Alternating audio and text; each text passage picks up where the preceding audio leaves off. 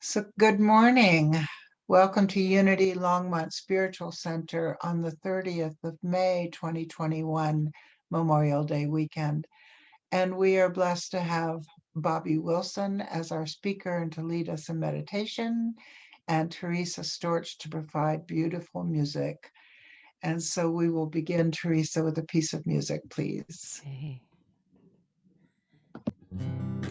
Since it's a rainy day, I have a song about the sun called May the Long Time Sun.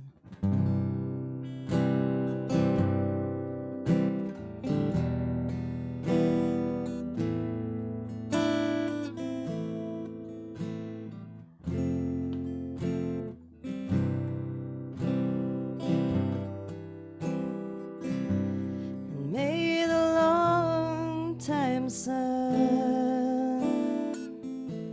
shine upon you and all love surround you,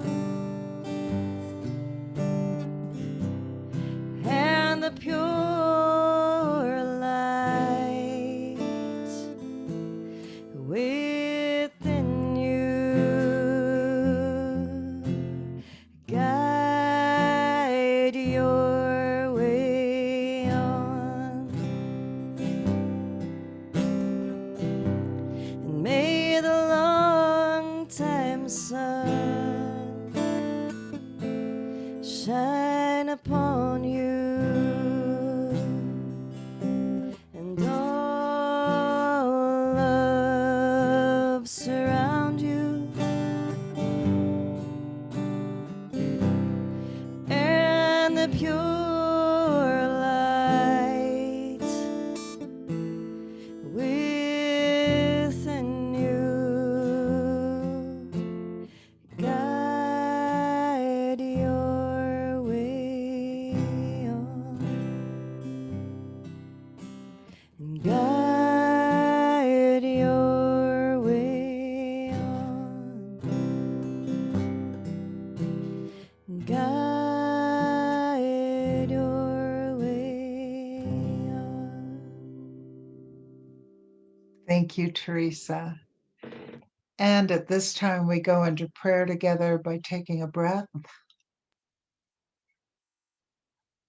Beloved presence, as always, we celebrate being together.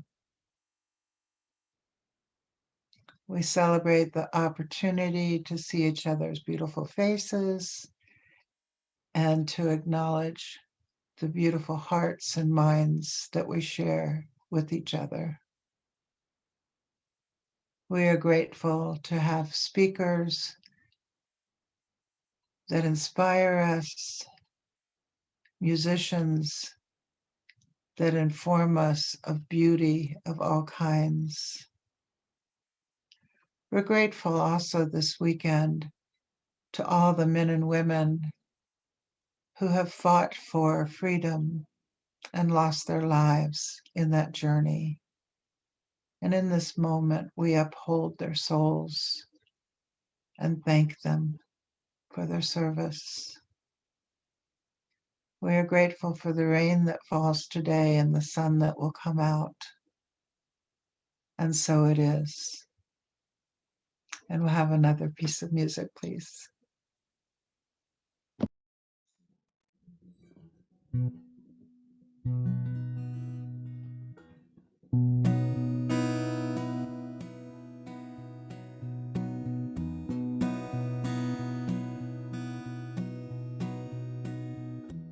The Buddha sat for 7 years under a tree, watching the river wash him clean. John the Baptist told Jesus, wade into the stream so he could wash him clean. And I am here listening. Well, come sit down. This kitchen table is made of shaker wood. It is strong, has a spirit running through it. Give me details of your life, and I will pour the wine, and maybe we will find an Vito Veritas, come clean. Come clean, come clean. Come clean with me. 'Cause at times I feel alone. I peek through your window, and if read through them wider, we might ask, why are we hiding?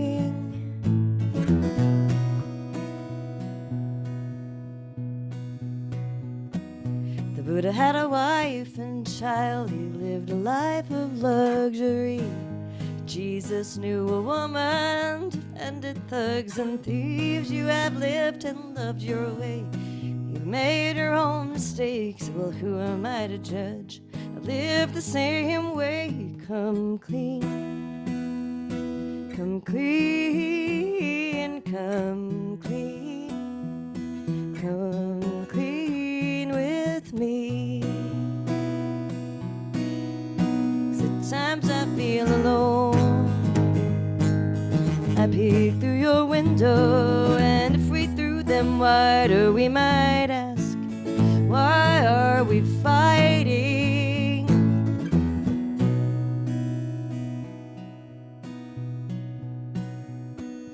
And if you trust me, you'll find trust. Love me, you'll find love. I'll tear down my defenses.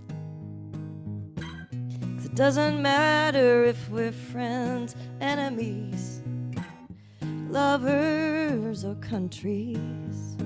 Just come clean. Come clean. Come clean. Come clean. Come clean. Come clean with me. Come clean with me. Come clean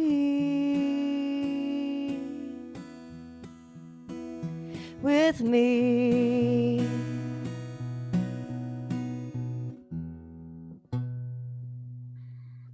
Thank you, Teresa, for the beautiful song and its lovely message.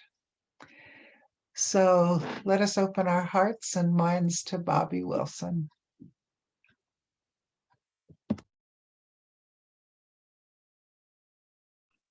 There we go. Now can you hear me?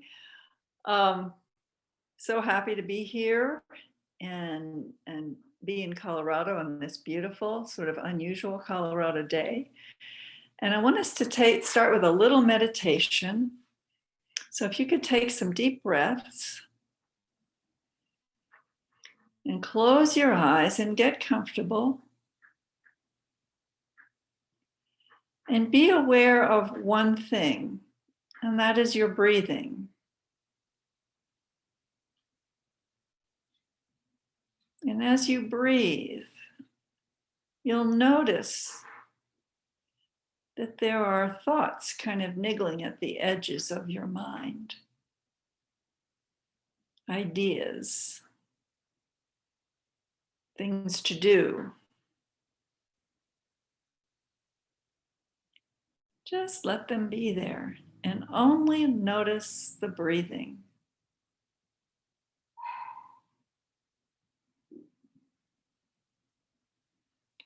And if you can, while you're noticing the breathing, notice that there is no idea of yourself that needs to be there. It's simply breath happening, breathing happening. And that's all you need to know right now.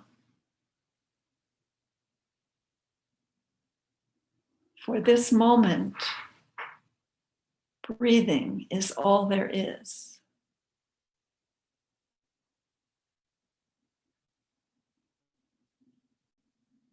And the mind can rest.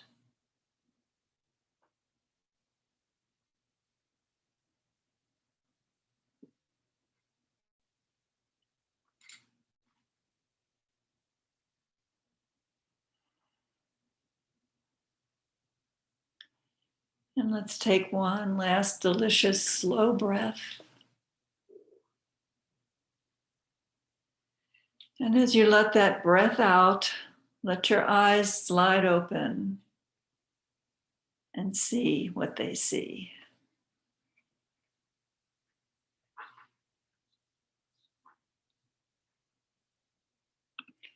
So today, I'm going to talk about the topic that I was given today was stories. And I've been noticing this past year how in love I am with stories. Because we have all this time during the pandemic, we could look at books and Netflix and Prime Video, and we could watch sports. And all of these things are stories. They have a beginning, a middle, and an end, and they're kind of comfortable. Everything wraps up. They can be happy, they can be sad, they can be tragic, they can be moralistic, they can be about history. And all of them have a message to impart and a point to make. They entertain, they sadden, they shock, they incite, they comfort, and they delight us. In fact, almost everything in our experience, if we're honest, becomes one sort of story or another. And it's no surprise that we love stories because our minds are programmed and conditioned to create and respond to stories. In fact, that's all the mind does. In 2011, Nobel Prize-winning psychologist Daniel Kahneman published his landmark study of the processes of the mind titled Thinking Fast and Slow. Based on his many years of research, he documented that the mind has two processing systems.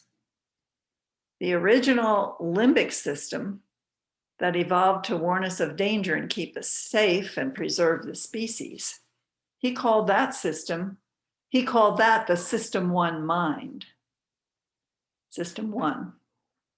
That part of the mind reacts to stimuli in a split second by classifying a stimulus as wanted or unwanted. The mind moves toward the wanted and away from the unwanted. And these are the only two movements that the mind can make, towards or away from. For example, if I hear a loud noise like the thunder we just heard, I can immediately react with a startle and an emotional response, such as fear and a desire to move away from the sound. On the other hand, if I sense the smell of a rose, I respond with a desire to take another whiff and an emotional response of pleasure or desire to move toward the rose. Notice that the System 1 mind is the part of the mind that simply notes the stimulus and reacts to it. It does not use reasoning, it does not use language. The language of the System 1 limbic mind is emotion. Kahneman then identified the second processing system of the mind as the frontal cortex, the part of the mind that evolved over time as we became more and more of our current human selves. Kahneman calls it the System 2 mind, and that evolved more slowly over time.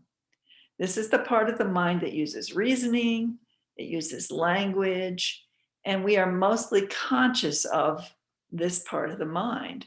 We can be totally unconscious about the activities of the System 1 mind as it responds to stimuli. But the System 2 part requires our attention and our focus. It uses language and symbols and abstract thinking. It evolved as we became more adept at managing our environment. It is the part of the mind that allows us to create and invent, to solve problems, and to imagine. It is this part of the mind that can form and relate to stories. It notices the emotions that our system 1 limbic mind sends up, and our system 2 mind evaluates them.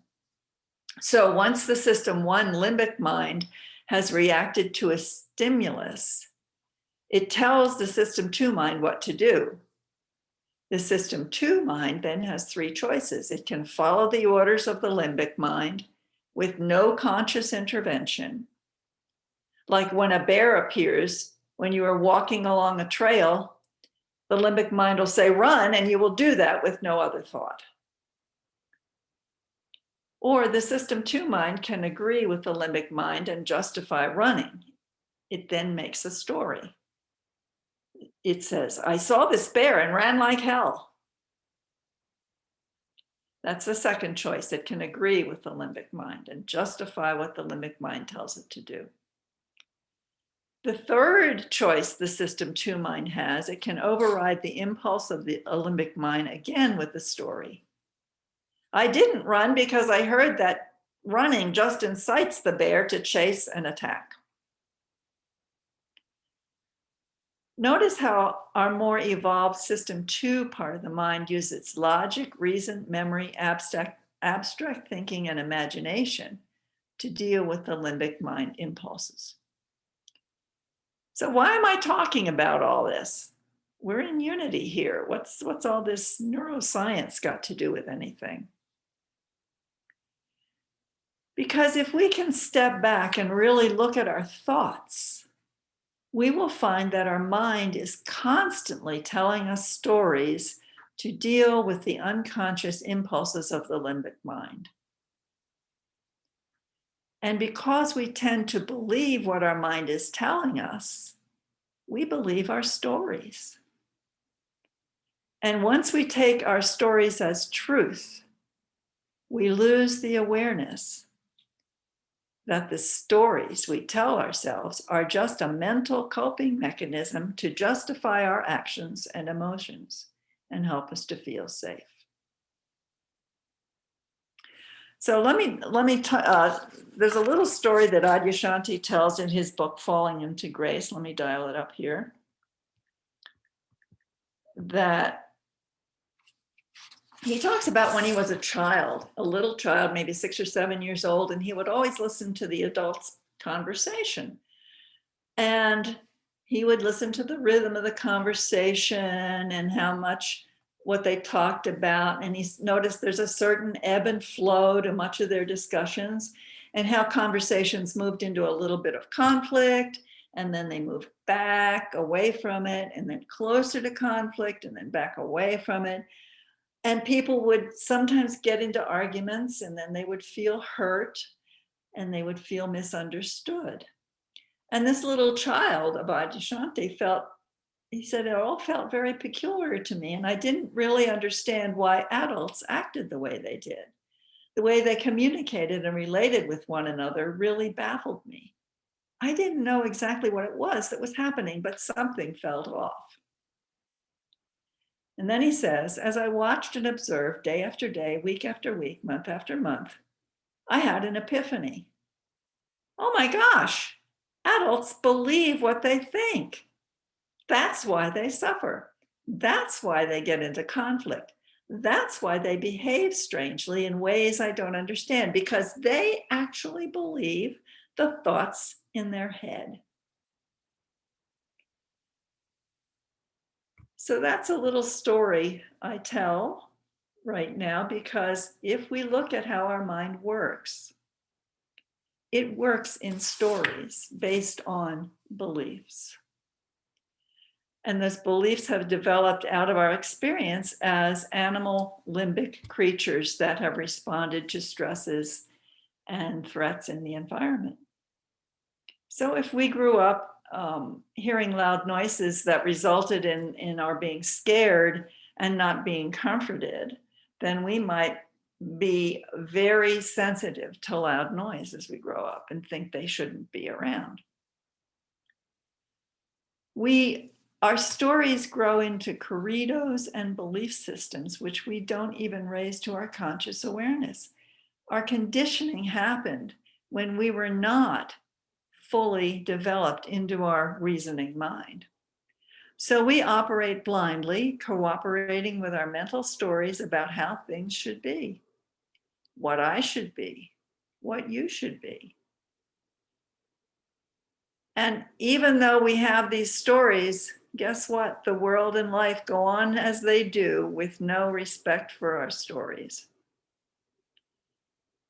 Life does what it does. And I don't know if you've noticed, but I have. If life doesn't cooperate with my belief system, I suffer because I want it to be different. If we are operating from our stories, our beliefs, we inevitably want life to be either different than it is because it doesn't conform to our beliefs, or we want life to continue as it is or as it was because it conforms to our beliefs. In short, our beliefs are based on stories that our mind has developed to cope with the primal messages from our limbic mind. Now, here's the thing. Stories do not equal truth. Yet, these unconscious stories in our minds run our lives and our relationships. To be awake is to see the stories our minds tell us and to raise them to doubt.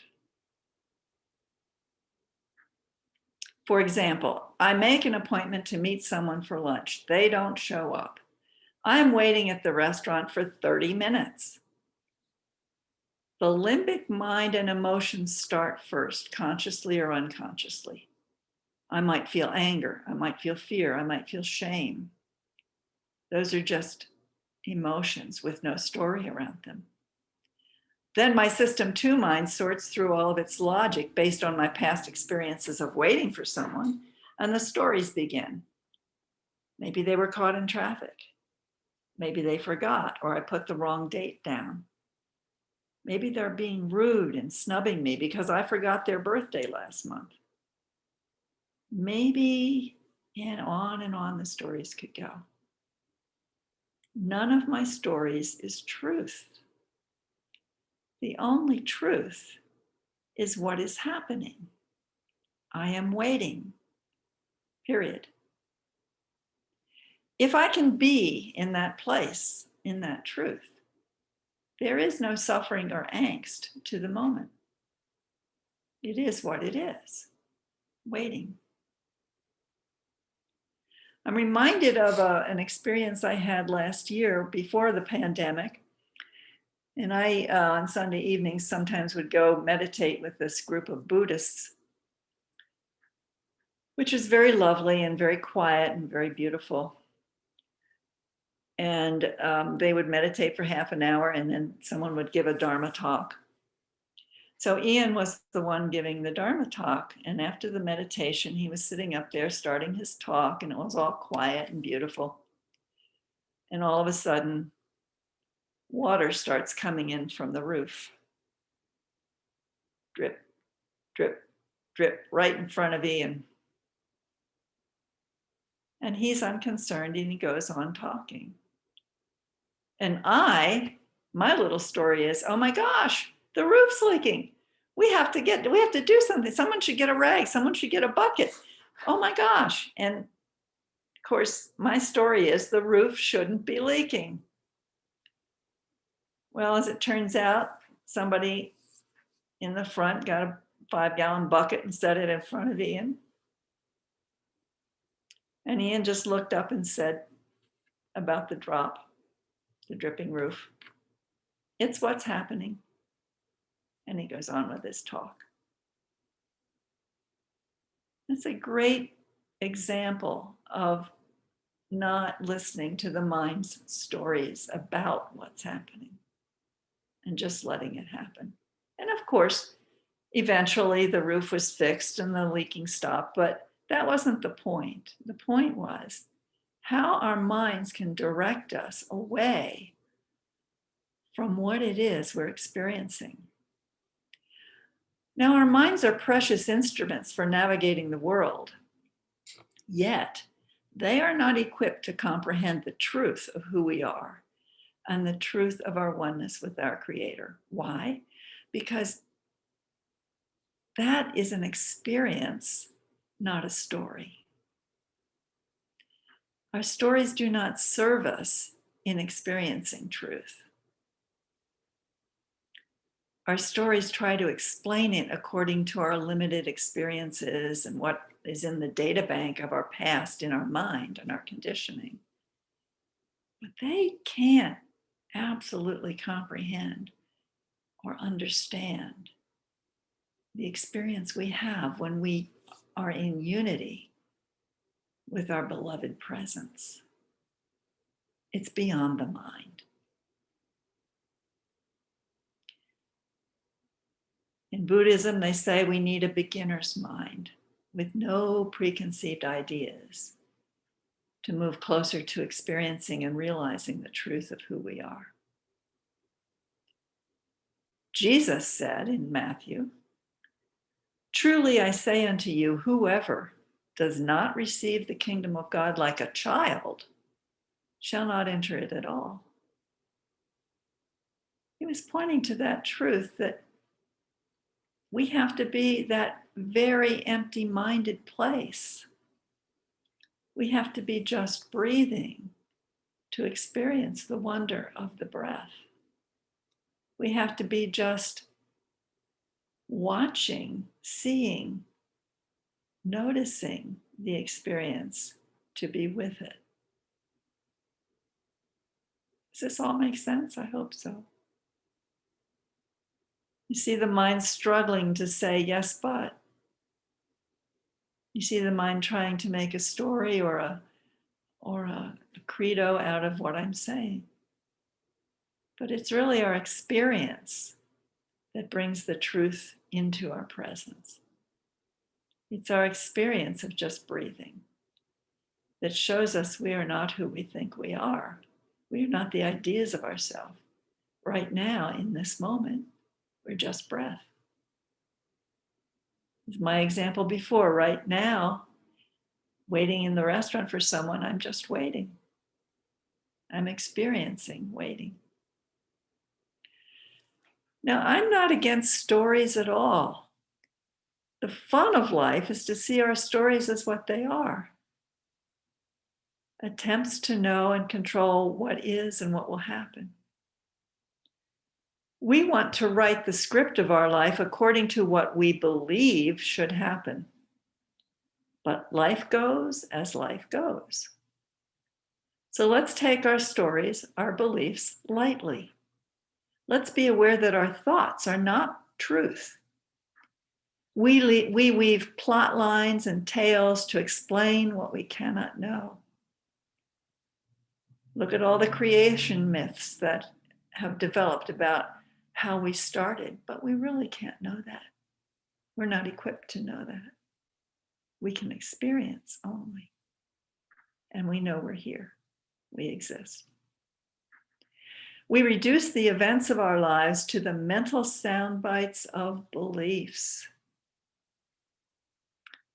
But they don't tell us anything other than what we want to see. Yes, we can love our stories, but like the parables that Jesus told us, they only point at the truth. They do not impart it. They do not transmit it. I get the image, and this came to me as I was waking up one morning. You know those shopping carts in the grocery store where there's a little car attached to the front of it and you can put your toddler in there. It's got a little steering wheel and mom is pushing the cart. But the kid is sitting there in this little cart with its toy steering wheel going left and right. And it thinks it knows how to go and it thinks it knows what's going on and where it should go. But the cart is actually powered by something greater, mom in this case. And the kid goes where life, mom in this case, takes her. And the idea that we have about life is like we're like these little kids in this shopping cart trying to make life conform to our idea of where we need to go. The idea that we can do or can control life is putting the cart or putting the, well, whatever, that analogy doesn't work. But, you know, if we're the kid in the little toy car and we're being pushed by life, we are the life that we ride in. We're not apart from it. We go where life needs us to go, and we exist in and as life, regardless of what we think. I'm going to say that again. We exist in and as life, regardless of what we think. I am that I am. We are that we are. We exist.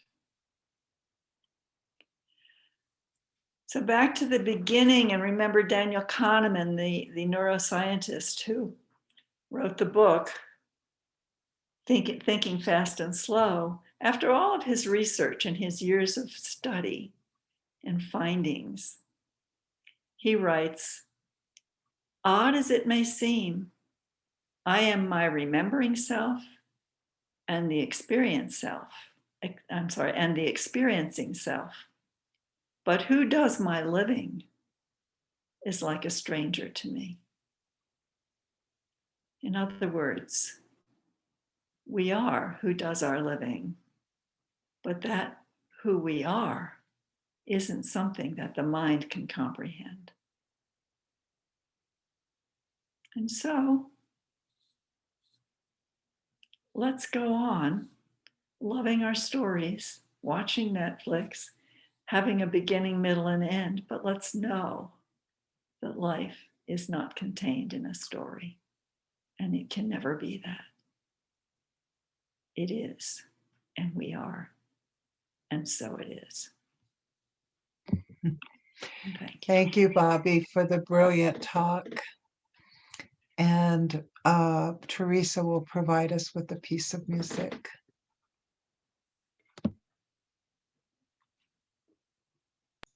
That was lovely. That was great. Yeah.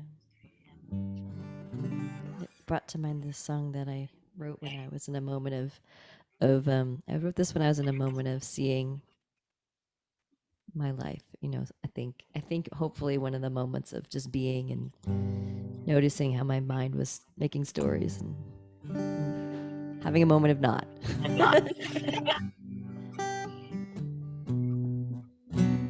Wanting to remember that space.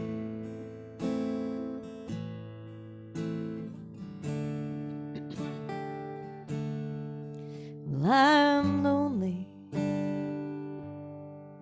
and I'm tired and I'm giving up the fight in my head, and I'm grounded and I'm surrounded by the beauty I know I'll forget. So please this time, oh God, this time,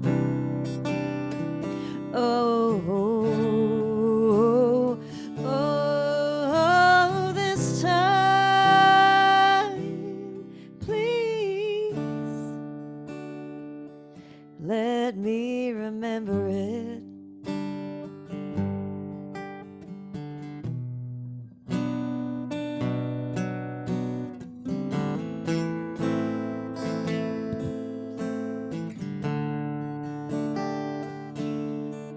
Well, I'm lonely and I forget what I say, and I'm letting go of the things I regret, and I'm simple,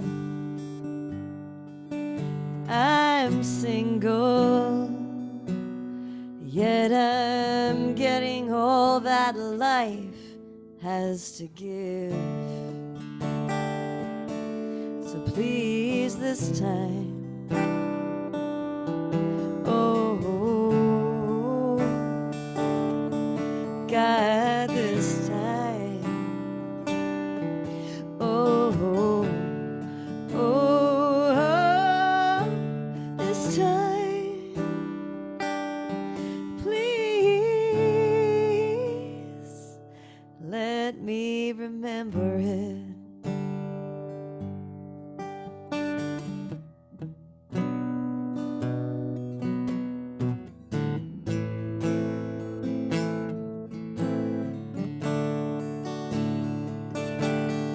Now I'm driving through a valley with the Mississippi. It's shining like glass.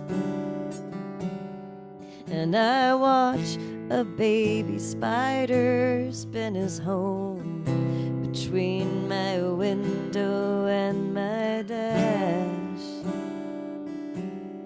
And Jeff Buckley is on the radio and showing me the way out of the past.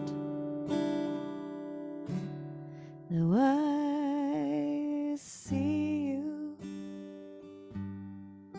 you're smiling, and you listen to the words that I say.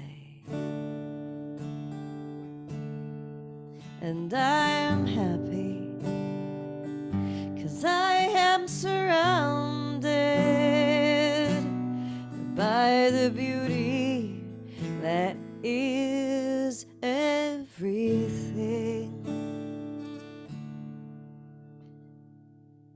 So please this time, oh God, this time, oh God, this time, oh this time, please let me remember it.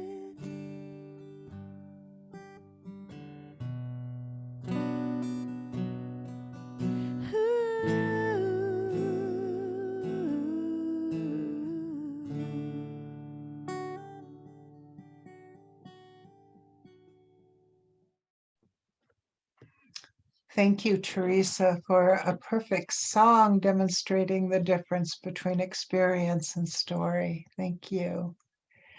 And at this time, we go into our donation of love and light together, again by taking a breath and placing our hands on our heart.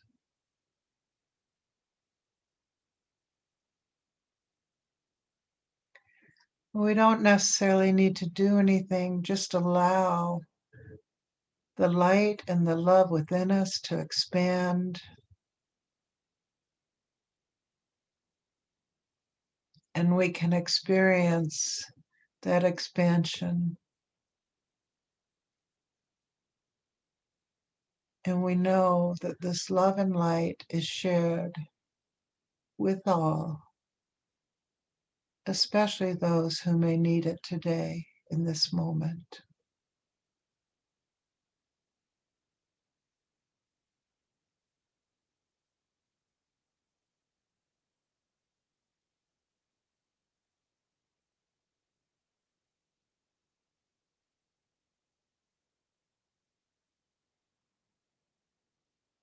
And with deep gratitude, we say thank you to the love and light that we experience and share.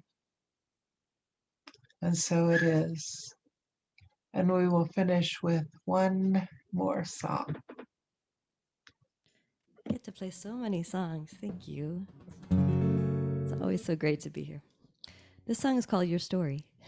And it's one I wrote when I was finding my own path and I don't know. It just feels like it might fit.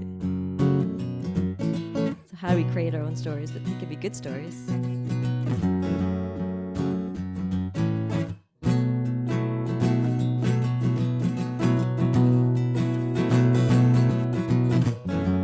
Did you see subtle hues of blue in that city sky sunset? Can you hear the buzz of so many human beings? They're building a life in that rundown neighborhood. Children on sidewalks and men in Mercedes, and each of them reaching out. But you're at the top of this two-story parking lot, swaying to the rhythm. You swear you can feel it sway. Sway. Well, tell it to the judge, confess it to your priest, give it to the one you love, at least open up your mouth, let it out, let it out. Tell it to the judge, confess it to your priest, to give it to the one you love, at least open up your mouth, your mouth, 'cause this is your story.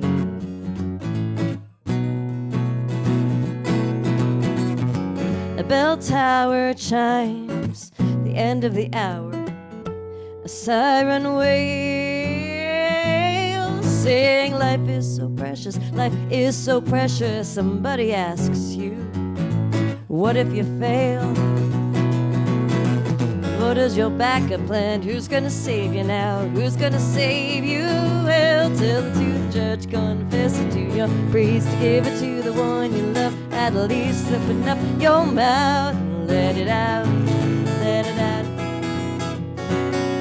Tell it to the judge, confess it to your priest, to give it to the one you love, at least open up your mouth, your mouth. This is your story. This is your story.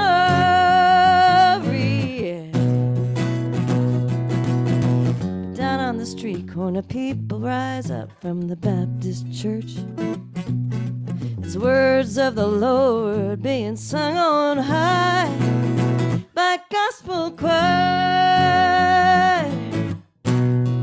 Want to hear them pray.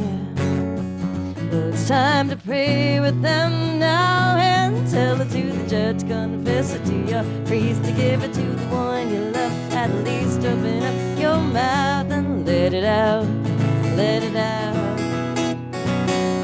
Tell it to the judge, confess it to your priest, to give it to the one you love, at least open up your mouth, your mouth. This is your story. This is your story. This is your story. This is your story.